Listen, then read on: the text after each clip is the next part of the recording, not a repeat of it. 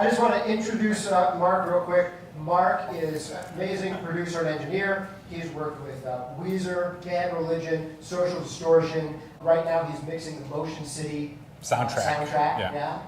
He's a favorite of ours, so without further ado, let's let him get right into it. Take over, Marc. Thanks, Justin. How's everybody? Good? Yay. All right. The way I usually like to do things like this, I find people get the most benefit is if you know why I did it. So I'm going to play the song, show a couple things, and then just go ahead and start firing away so we can all learn something together. Cool? Yeah. All right, bitchin'. All right, so this is off the new Motion City soundtrack record. It's super raw. I'll give a little explanation about the challenges I had with it. Their last studio record they did it with Marc and Andy Wallace mixed it. And it was a super polished record because they got picked up by Columbia. They were on Epitaph, and if you guys know who Epitaph are, they're like, one of the biggest indie labels in the world, do a lot of punk and stuff. So Columbia pushed them to be a little bit more polished, and the record came out, and I think they were happy with it, and I don't want to speak for them, but this record, they said, let's do the complete opposite, and everybody tells us how great we are live, so we're going to track this whole record live and then overdub on top of it. So they would get like the feeling right when they played it, and then they would go in and like add extra guitars and Justin would go back and do his vocal. So for me, my challenge was noise and making it sound live. Like I wanted to just sound like some guys playing in a garage, and the drums are so loud that like they're just bouncing off everything, and the guitars are loud. I just wanted to sound loud. So I'll kind of break it out, and we'll solo the drums and before, and then I'll kick in the after, so you guys can kind of hear it, and then I'll go through it one thing at a time. So this is going into the chorus.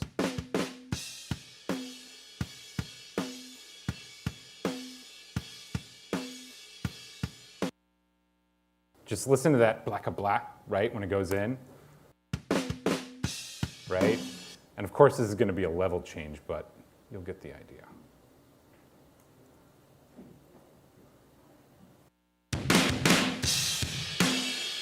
Right?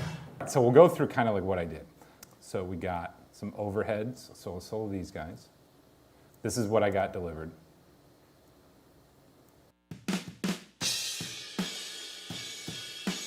So one thing, do you guys find yourself a lot like just carving the shit out of your overheads and like getting rid of like all the low end and all that stuff? Do you guys find yourself doing that? Yeah, some maybe, some not, sometimes. So one of the things like that I've learned over my career is, I used to do that and just try to grab cymbals, but then I can't get the drums to like stick together, if that makes sense. So what I try to do is I EQ the overheads to make it sound like drums. A lot of people get rid of all this stuff down here. I'm adding like shitloads of 100 hertz. So I'll show you kind of what that does.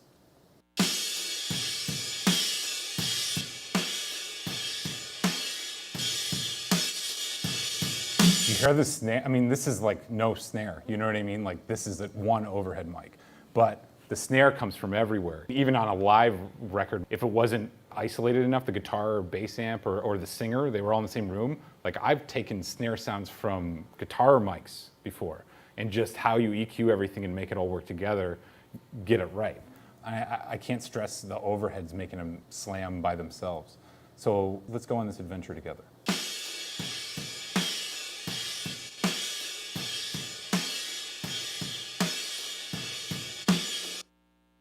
You hear how it's starting to pop more.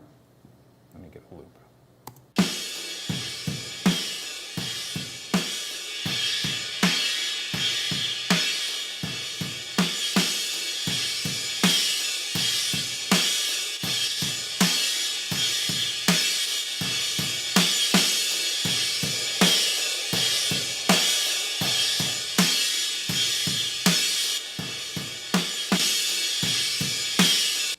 Is that helpful to you guys? Like seeing how I made the decision?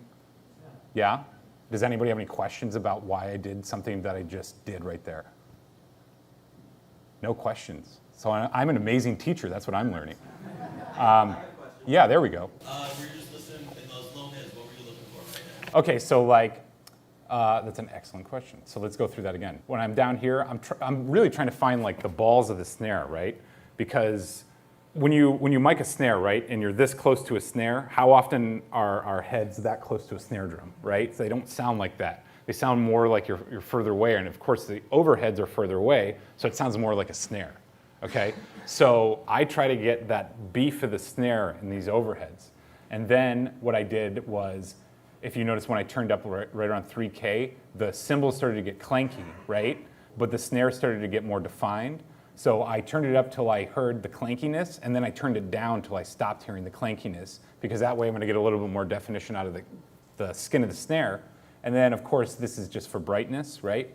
And then down here, this honky sound, I'll show it again. It's like usually around 800 hertz, somewhere around in this area, I always find something I don't like about overheads. See, even from here to here, this is worse than this. I'll show it again.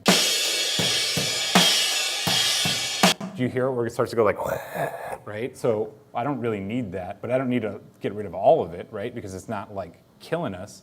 So I'm just scooping a little bit out.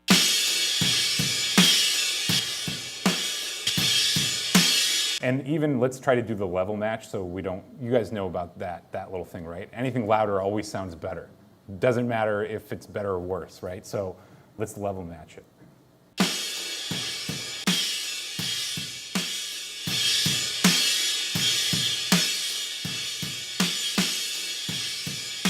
So we all agree that at least by this meter, it's similar. So I'll keep it in and bypass.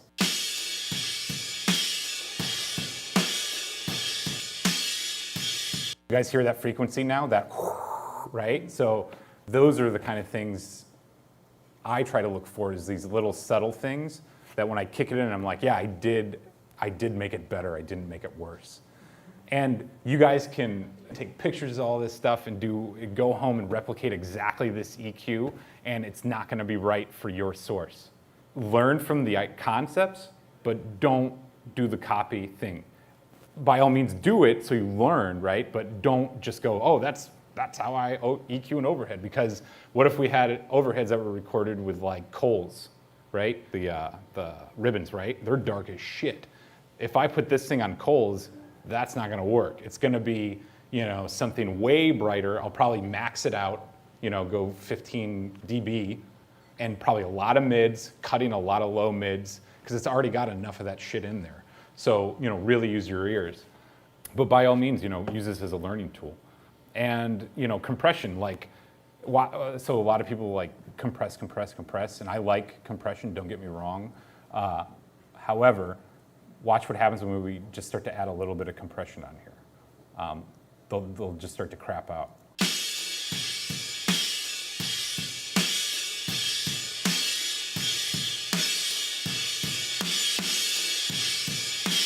Okay, so that's like what, 3 dB? Now the whoosh of the cymbal, right, is now kind of irritating, and now the snare is not punchy anymore. And remember, based on my philosophy for this song was, I'm trying to pull the drums out of the overheads. So why would I smash them back into the overheads, right? So it all works together. So this is the kick they gave me. And honestly, I don't know why I did it this way. I usually don't do it this way. I usually have all my samples on like individual tracks, but for some reason I just stuck them all in here and just did a mix blend. Do you guys know how this plugin works? People that use Trigger? Yeah? Okay. So if for those of you who don't, this is like a mix blend, so how much of the original signal versus the samples, and then these are the individual sample levels. So we'll go through. So that's what I got, and then this is what I turned it into. So, have you ever heard people say things like, don't put reverb on bass and don't put reverb on kick drums, right? Have you guys heard that like a million times? Like, I totally put it all over everything.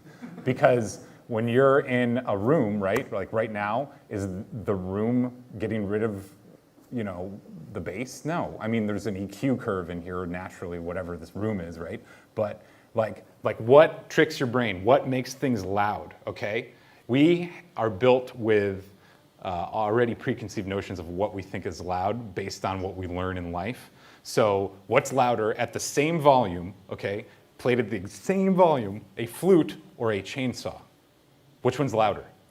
The chainsaw, just because we think it's fucking loud. It doesn't mean it actually is, okay? But we think it is because we know a chainsaw is loud. All right, so a canyon, when something's loud and it goes wah, wah, wah, and it just keeps going, right, isn't any louder than what you think it is, and you just know it's louder because it has to be echoing off something in the room, so your brain goes, oh, it must be loud, right?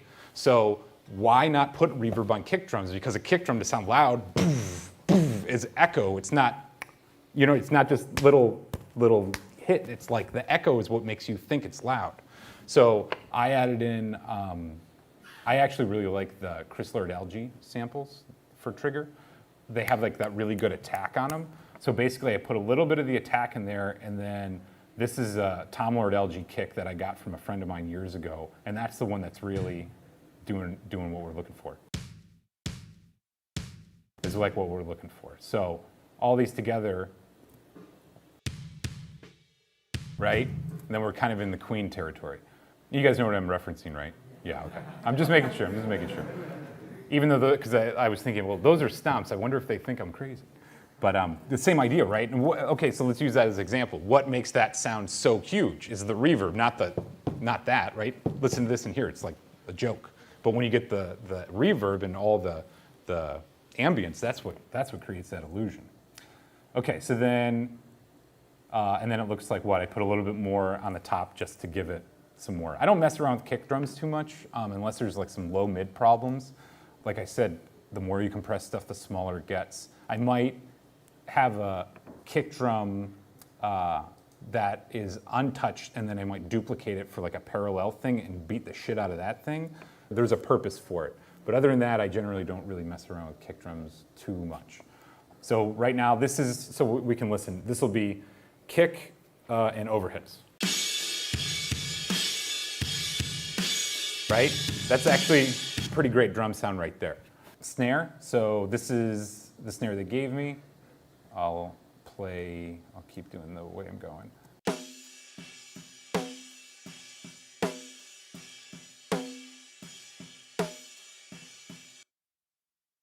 If you go in and look, you see how these are clipped out, right? When they recorded, and I think it's awesome, they were peaking the console, which gives it even more energy, more of that just like, oh my God, I'm beating the shit out of this drum. And as you guys know, it's hard to get that sound once you're in the digital realm, but they're getting better at plugins and faking it. So this is what I got delivered.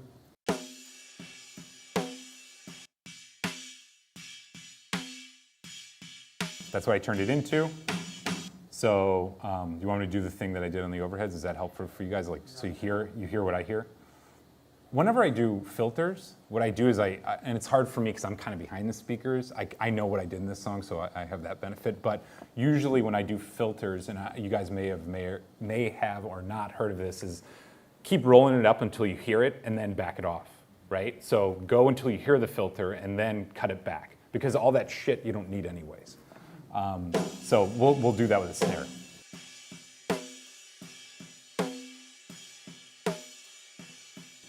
Right? You can kind of hear it once it gets up to 200. So I'll probably dial it back down to here. Did you hear the bottom just come back a little bit more? Or at least I heard it back here. Okay, so then the next thing is find the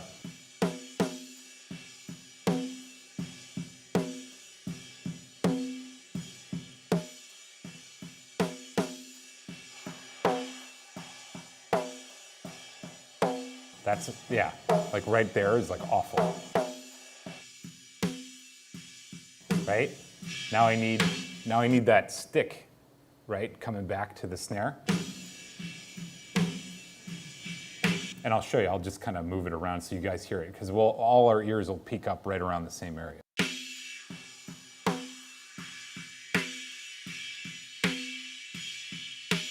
Right. So it sounded good up here, right? But I still have another band. So that's why I stopped here, is because, oh, I have another band. I can add more top end, so I'm looking for more of that mid-range kind of sound. and that's probably a little too much.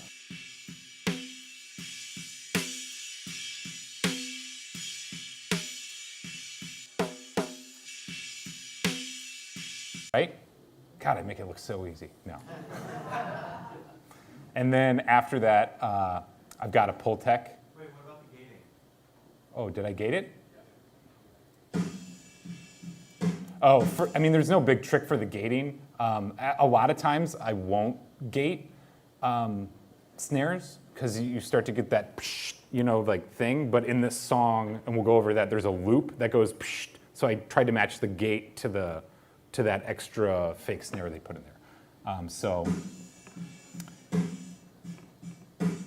And I usually never gate it, at least snares. When I do gate, 100, the range on a gate is, right? So like how much you're hearing. So I usually keep the range kind of high because it's more just kind of setting it back from the hi-hat, not getting rid of it completely. Because I really do think that bleed is so important for the dots to connect,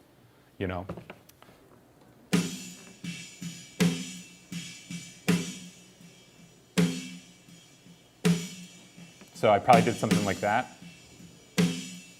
And then I put a pull tech on, gave it some more beef, and then some more 3K. I don't know why. Probably because I thought it would be cool.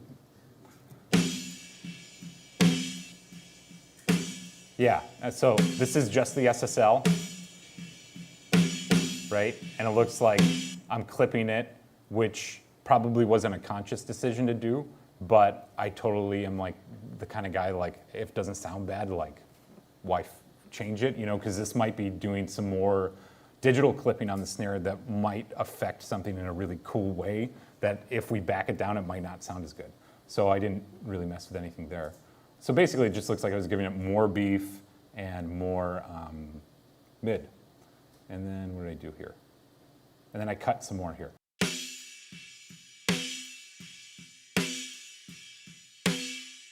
So then if we listen to kick, snare, and overhead,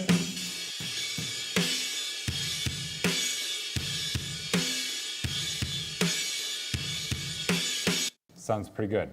So then the next snare is, and I do this a lot, is it's an exact replica. They didn't give me samples like that they took, so I literally went in and just grabbed a snare like this, copied it, and then pasted it on every hit.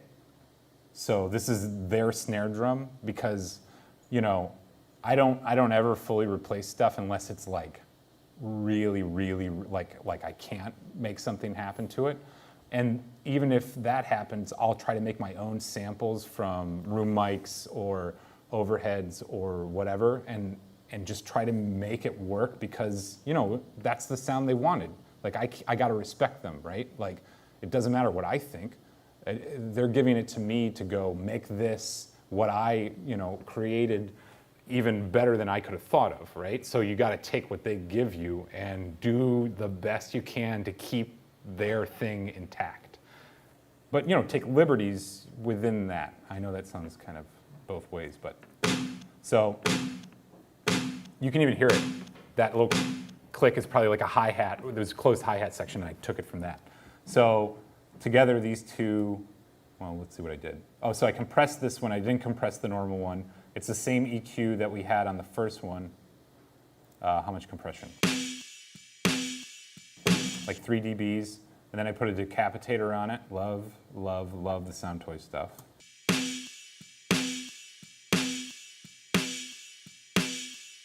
It just sounds a little more aggressive and it gets a little bit more of that ting sound.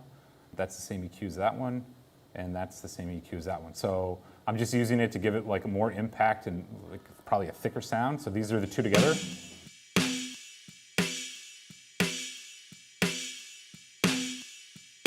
See what do you guys hear what I'm using that for? That ring sound, that ding, right? And then I have another sample here. This snare I recorded, my old studio was at Sound City in LA before it closed down. This is a snare I recorded there. This is a snare I've had forever. I just call it the Big S. And then another one of those Chris Lord-Alge ones, probably for clarity. So.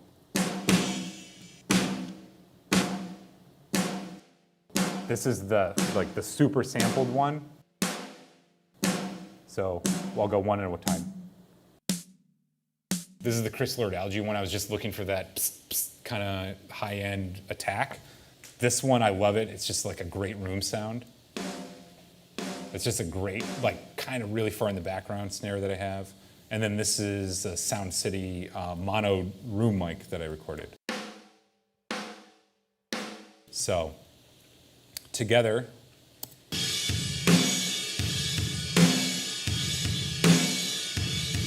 and then we got a snare bottom. So let's see what I did with the bottom.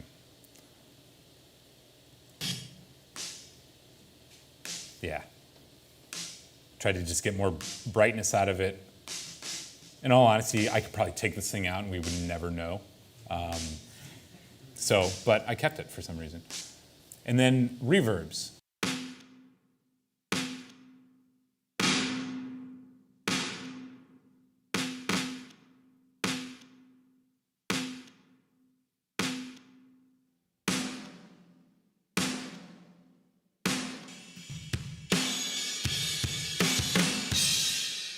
So with reverbs and things, unless you're going for like super ethereal, kind of like you're existing in this like pool, I usually try to time them to the songs. Like if you notice, like it's like kick, kick, decay, and then right when the snare hits, it's like the decay's gone for the kick drum, right? And then the snare carries until the next kick hit. So it's like this constant like, you know, jumping kind of motion.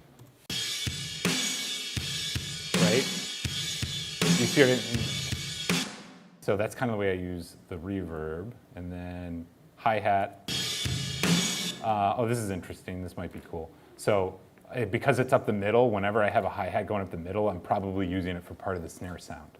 So I rolled off all the high end, all the low, and that mid-range sound, because I don't need more hi-hat. There's plenty in the overheads.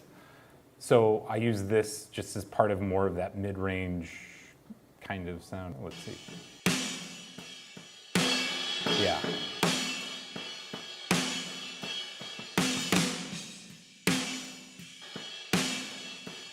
Kind of gives it a little bit more of that honky kind of cool sound. Let's go down toms. Oh, toms, I always clean out the toms. Then I just opened it up when he starts to play the toms. You know, I don't get like meticulous with it. It's just like open them up when they play, shut them down when they're not playing.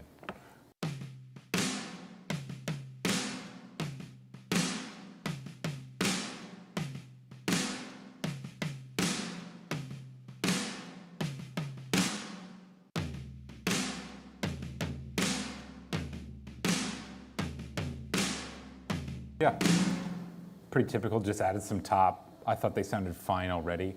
You know, and again, the kind of record we're making is like, we're not trying to make that like hyperactive, like better than real life, right? We're just trying to make real life better. So I'm not gonna go in there and like carve out and do crazy stuff. And then the room mics.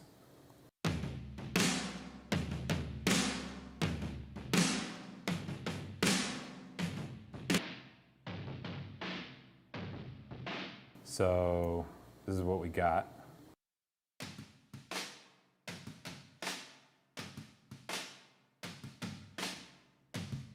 Again, going back to like adding shitloads of 50 hertz because the kick drum's in that room, right? Well, I don't hear the kick drum the way I want to hear it. So I just put tons of 50 hertz in there and that's it. And I think it sounds better, so we'll, right? That's all like kind of tinny and really mid-rangey. That's all it needs. And then I put reverbs on it because you want to give it more space. Because room mics, like this room doesn't sound very ambient, right? And yeah, we can throw a compressor on there to pull out more ambience, but then what are you going to get? That, you know, that wispy, you can't use them. So I put the decapitator on after that to probably just create some weird, crazy distortion sound.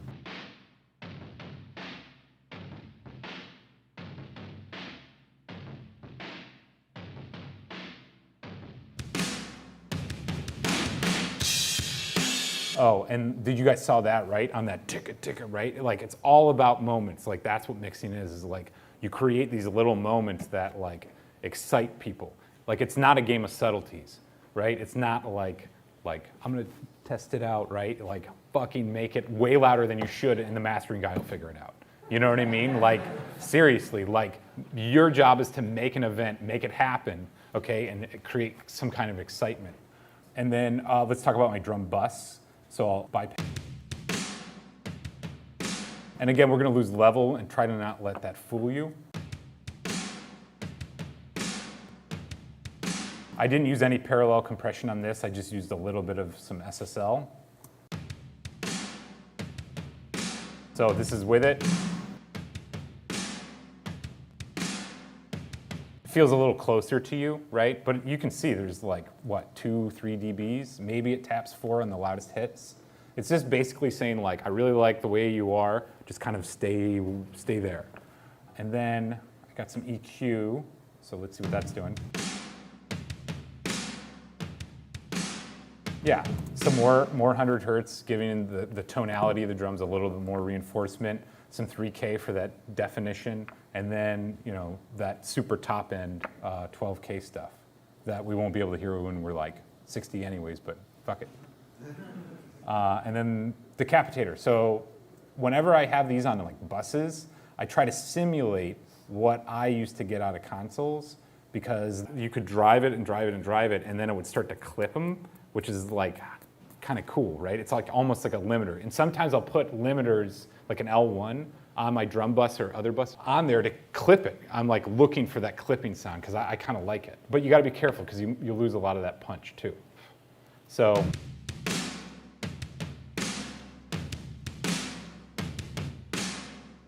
Yeah, super subtle, but it does something good.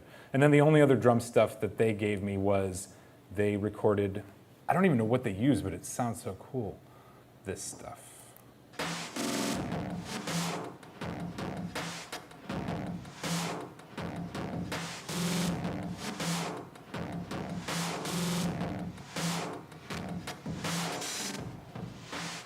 So it sounded so cool the way I got it, like I didn't want to fuck with it, right? Because I'm gonna mess it up. So all the drums together, here we go.